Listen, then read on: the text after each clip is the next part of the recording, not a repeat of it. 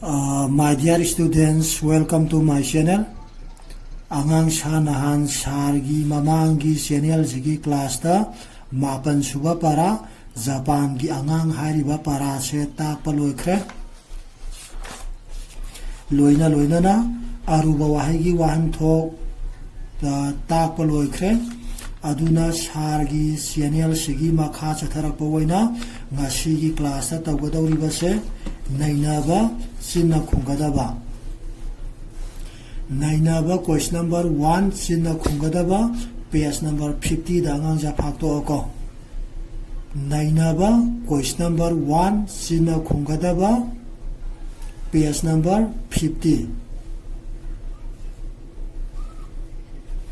Question number 1 sinna khungadaba gi kokta ahanba maktada laire Japan masa singi khwaidagi ikainaba karino haiba. Pakhumda Japan masa singi khwaidagi ikainabadi thabak tawbada liamna khiba matam soibani haina khungadaba. Amuka haige ko Japan masa singi khwaidagi ikainabadi thabak tawbada liamna khiba matam soibani haina khungadaba. Question number 3 Japan gi konung wariba shahar adu maming kari kaubage haiba. Pakhumda Japan gi konung wariba shahar adu gi maming Tokyo kawi haina khungadaba. Amuka hana haige ko pakhumdi anira hana hairage aduga question di lairik ta yawjabanina dum lairik ta yong ko ngangja. Japan gi konung wariba shahar adugi maming Tokyo kawi haina khungadaba. Question number laida Japan singna shenaba phijet adu kari kaubage haiba. Question number lai pakhum Japan singna shenaba phijet adu kimono kawi haina khungadaba. Amuka haige ko Japan singna shenaba phijet adu kimono kawi haina khungadaba. Next question number mita Japan gi nupi macha singna tangai phadana tamnaba mahai anidu kari karino haiba. Pakhumda Japan gi nupi macha singna tangai phadana tamnaba mahai anidu di niyam yamna kuppa sagi thauram sadoga laisyamba ikiyabanagani haina khungadaba. Amuka haige ko Japan gi nupi macha singna tangai phadana tamnaba mahai anidudi niyam yamna kuppa sagi thauram sadoga laisyamba ikiyabanagani haina khungadaba. Next question number pada Japan singi mapa mapugi waiba dharma adu kari kaubage haiba.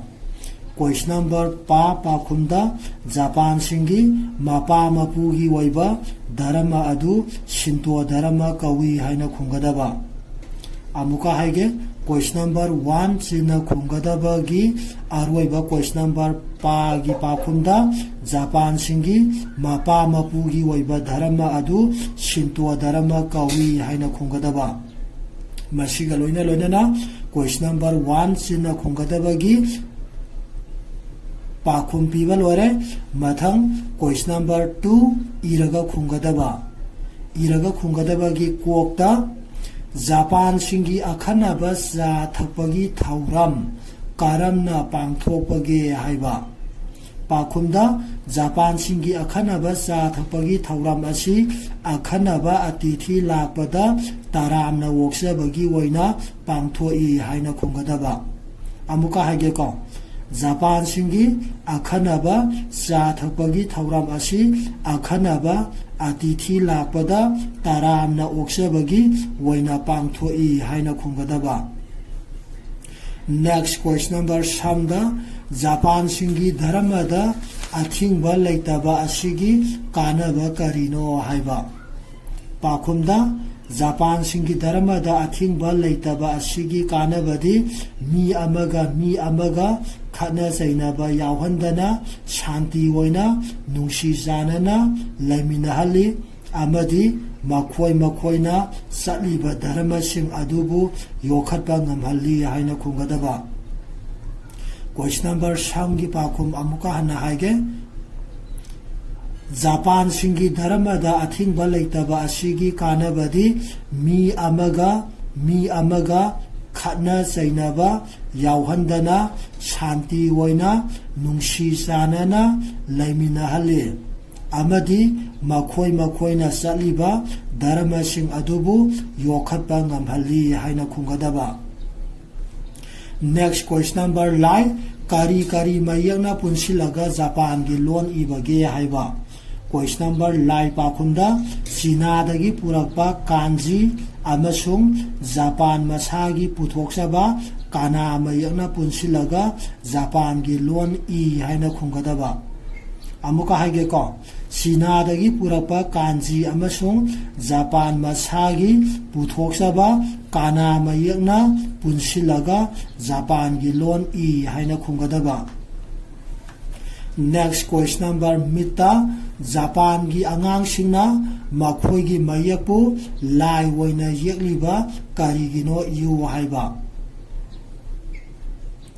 Question number Mid Japan gi angang singna makhoi gi mayakpu lai woina yekliba karigino yu haiba. Question number Mid Pakhum Japan gi angang singna makhoi gi mayakpu lai woina yekliba gi maramdi makhoi gi mapa mapu Haktagi Ayambana Lai Yakpada Thawa Yawi Amadi Makhoigi Mayak Singdi Wahai-Wahaibu Lai Gi Masakmana Yakpa Ngakta Waibagini Haina Kungadaba. Amuka Haige ko Japan gi angang singna makhoigi mayakpu lai woina yelibagi maramdi makhoigi mapa mapu haktaktagi ayambana lai yakpada thawai yawi amadi makhoigi mayak singdi wahai bu lai gi masak mana yakpa ngakta woibagini haina khungadaba. Masiga loina na question number mid ki pakhun loire ko ngangja. Next question number pada Japan singi saba thakpagi maramda akhangba yu haiba.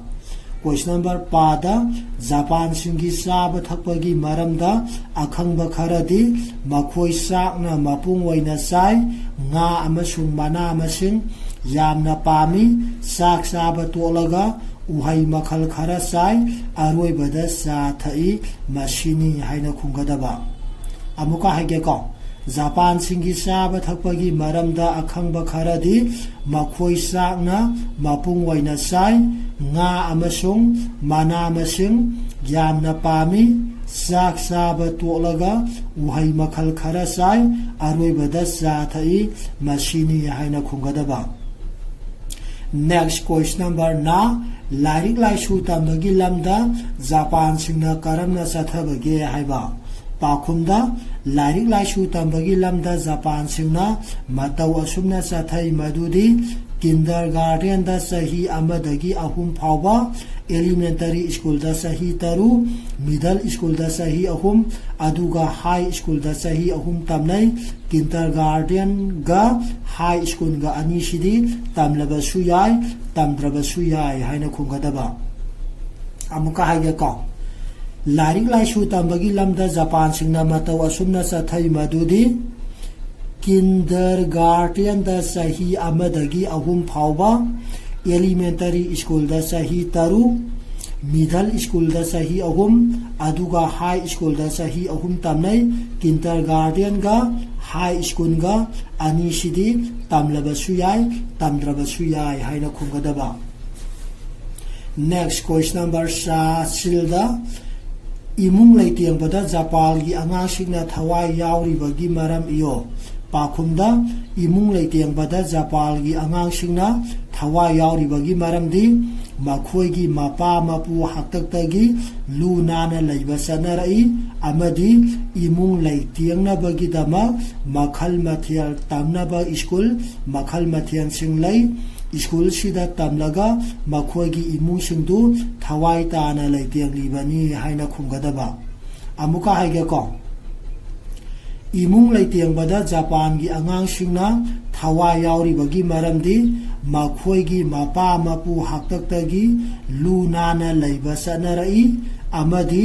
imung laitiangnabagi damak makhal mathial tamnaba school makhal mathial sing lai school sida tamlaga makhoigi imung singdu thawai tana laitianglibani haina khungadaba masiga loina na loire ko ngangja question number 2 iraga khungadabagi question number koktagina sil phawagi pakhum aduna mathang lol nainaba page number 50 gato amuka haige ko lol nainaba page number 50 gato shidi dum angangja laire muna tawdum sar patharake ko akaknaba sanga mi mafam puana singba khangnaba wahaibu proper noun haina khangnai makhagi khudam sing asi yango ko kokta Imphal Manipur gi kwanungni Shamda Khagiamba Manipur gi ningthauni Laida Ganga Bharat ki asauba turialni Mitta Loktak Moirangda lay Mathaki wahai pariyang sing asida yauriba ahanbagi wahai pariyangda Imphal munataw ko ahanbagi wahai pariyangda Imphal Manipur adagi mathangi samgi wahai parengda khagiamba ko khagiamba adagi ahum subagi wahai parengda ganga adagi aroi bagi wahai parengda loktak moirang haribasing asina migi maming khangna hali maram aduna proper noun wairayaba gandare ko aduna angangja muna hairage muna taro ko akakna ba sanga mi mafam puana singba khangna ba wahaibu proper noun haina khangnai makhagi khudam sing asi yango kokta Imphal Manipur gi kwanungni Shamda Khagiamba Manipur gi ningthauni Laida Ganga Bharat ki asauba turialni Mitta Loktak Moirangda lay Mathaki wahai pareng sing asida yauriba Imphal Manipur ko Manipur di dong kokta ju Shamda ju animaki kamalwaraga harakpani ko Manipur Khagiamba Ganga Loktak Moirang haribasing asina migi maming khanghalli maram aduna proper noun wore aduna monetar ko angja proper noun kadai bu ko ge harga dina akaknaba maming khangnaba do gyantabra akaknaba maming khangnaba do madu boi khoina proper noun ko waba akaknaba maming ani suna laitaba yanai ko akaknaba maming ani ko adum isamsana habda akaknaba maming khangnaba do madubo proper noun habdi magi maming oigera mafam oigera lam oigera pot oigera ani suna phangdaba ani suna laitaba akaknaba maming khangnaba do madubo khoina proper noun ka waba saida Imphal Manipur gi kwanung ne haje Imphal jibu natra pithigi mafam da tai da phangbra ne Manipur jibu pithigi mafam da tai da phangbra ne ko na aduduna Imphal amadi Manipur je kwanung di India pham kudi mata pithigi pham kudi mata lay banatra Khagiamba Manipur gi ningthauni Khagiamba yam de lay adu akakna boina ta le Manipur gi natra Khagiamba hari baning thawana akakna boina ta le ko Manipur akakna bani natra ningthawajdi ningthaw leba khudi makki lay natra adu Khagiamba karamba Khagiamba Manipur gi ningthaw Khagiamba duna Khagiamba natra Manipur ko Manipur gi Khagiamba na akakna ba ming ta le ba ko adu ju karamba Khagiamba ningthaw Khagiamba akakna bala ko adage mo Ganga Bharat ki asauba turiali natra Ganga natra Bharat ki asauba turial ni akakna ba boina ta ba natra Bharat ki manung dalai ba kwai sauba turial ne ba Ganga hai jan natra auna akakna boina ta dai Loktak Moirang dalai Loktak aje pithigi pham da ani suna laite Moirang hai ju pithigi pham da ani suna laite aduna akakna ba waire aduna hari ba Loktak Moirang hari ba jingja proper noun waire aduna isam sana harab da ko ngja akakna ba maming khangna ba wahai do madu proper noun ka waya ba yare ko Karigumba noun aduna akakna ba posak amagi maming woidrabadi madu common noun haina khangnai ko makhala ini ko pada hui mapu ning bayum shani nada laumi sina labukta thabak sui silda angangsingna sanaba pami tilda lairabana wana hinge mathaki khudamsing asida yauriba nausing hui asidi natra manipurda laiba khoi lekai da laiba pithibda laiba hui khudima khangnayaba laumi khangnadra labu khangnadra angang khangnadra lairaba khangnadra hairiba wahaising asina akaknaba naul amagi masak takte haibadi hui pumnamak laumi pumnamak pu khanghalli maram aduna makhoising asi kama naun wareba ko kama naun haragana amma khaktang haraga magi jat kanglu punna makhangna bedo adubuna kama naun jantare ko ngja proper noun haragana akakna ba ming khangna bedubuna proper noun aduga kama naun haragana amma khaktang haraga magi jat kanglu punna makhangna bedo adubuna kama naun aduna khudam dau khui laumi angang lairaba na laije jantare ko ngja yam lare ko sidi aduna dum loare munataro proper noun haragana akakna ba maming khangna ba wahaibu or noun bu proper noun kore aduna akakna ba maming atla akagani ko masa imphal ga haigi ba manipur ga haigi ba khagem ba haigi ba ganga haigi ba lokta moirang haigi ba sing akakna ba ngaktani pithri ma pham da ani suna lai ta ba ngaktani ba natra aduna akakna ba maming khangna ba jibuna khoina proper noun kore aduga amma khaktang haraga magi jat kanglup loina ba khangna ba dubuna khoina kama noun kore ba jantare ko ngja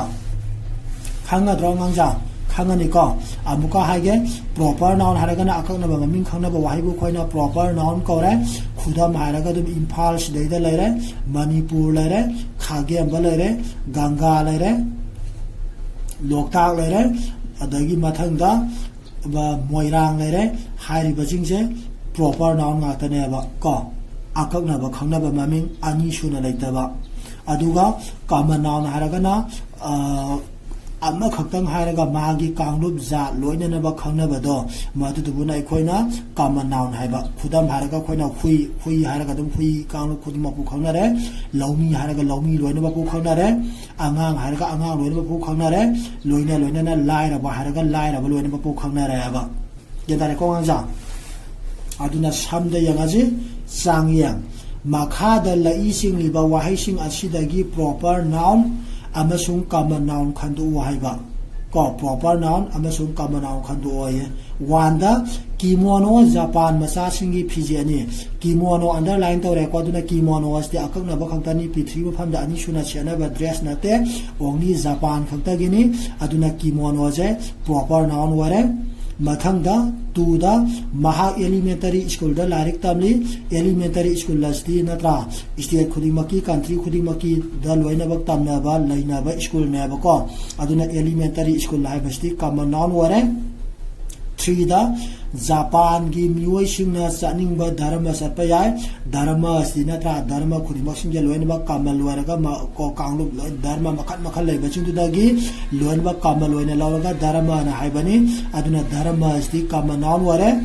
muti da laikatpa lamdam dugi sana bini muti suna tra muti gi muti ngatani akana ba muti maming hai dia takte aduna muti hai ba su common noun ni makhoi gi lining di bauda dharamani dharma je akakna ba waina clear waina distinct waina thinduna tae aduna bauda hari je proper noun wa gadeba amuka haige ko mangja